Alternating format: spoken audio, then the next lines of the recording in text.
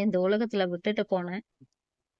என்னால எதையுமே செஞ்சுக்க முடியாது. இன்னொருத்தர் உதவியில தான் நான் வாழணும்ன்னும்போது, ஏன்னா எதுக்காக விட்டுட்டு போனேன்? உன்னுடைய பாரத்த ஏன் மத்தவங்க கிட்ட குடுத்துட்டு போயிட்ட? நான் ஒவ்வொரு உதவிக்கும் எல்லாரையும் எதிர்பார்த்துட்டு இருக்கிறேன். எனக்கு இப்படிப்பட்ட ஒரு வாழ்க்கையே வேணாம். நான் சாகணும்னு நெனச்சு வந்தேன். அதுக்கும் எனக்கு தோல்வியில தான் முடிச்சேன். ஹாஸ்டலுக்கு போலான்னு நெனச்சேன். அங்கேயும் இடமும் கிடைக்க மாட்டேன்து. ஏன் என்ன விட்டுட்டு போன?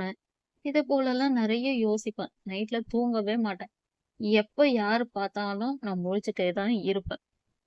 எல்லாரும் கேட்பாங்க, "நீ தூங்கவே மாட்டியா? ஏம்மா நைட்டெல்லாம் முழிச்சுட்டு இருக்கிறன்னு?" அப்பா பகல்ல கூட எப்பவாச்சும் கேட்பாங்க.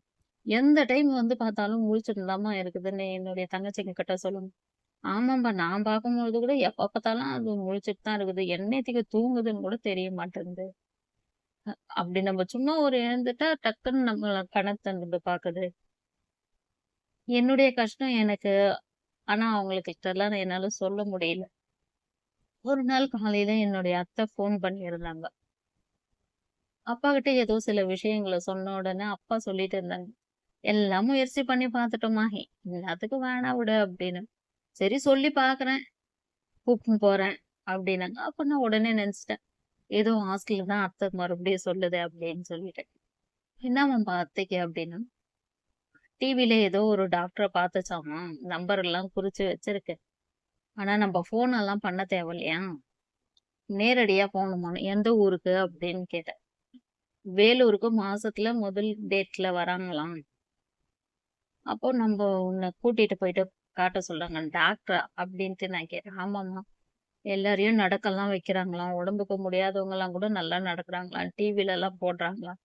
நைட்டு 10 மணிக்கு மேல ஏதோ ஒரு டிவில வருதுன்ட்டு அத்தை சொல்லுச்சு அப்படின்ட்டு. இதெல்லாம் இந்த நாள்ல கூட நம்புறியாப்பான்னு. உங்க அத்தை சொல்லுச்சு. நெறைய பேர பாத்துச்சாம். அதனால தான் உனக்கு சொல்லுது போலாமா? அப்படின்னு கேட்டாங்க. நீ தான் எடுத்த உடனே சொல்லிட்டியே அதுக்கு எதுவுமே செட் ஆகாதுன்னு. சரி போய் தான் பார்க்கலாம் அப்படின்ட்டு சொன்னேன். பெரிய தங்கச்சி வந்தா தான் என்ன கூட்டிட்டு போ முடியும்.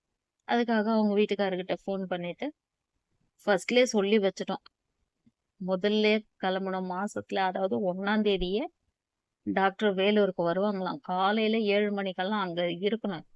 நீங்க முன்னாடி நாளே என்னுடைய தங்கச்சிய கூட்டிட்டு வந்து விட்டுருங்க. ஏன்னா, நாங்க ஃபர்ஸ்ட்ல சொல்லல அப்படின்றது போலலாம் நீங்க சொல்லக்கூடாதுன்னு.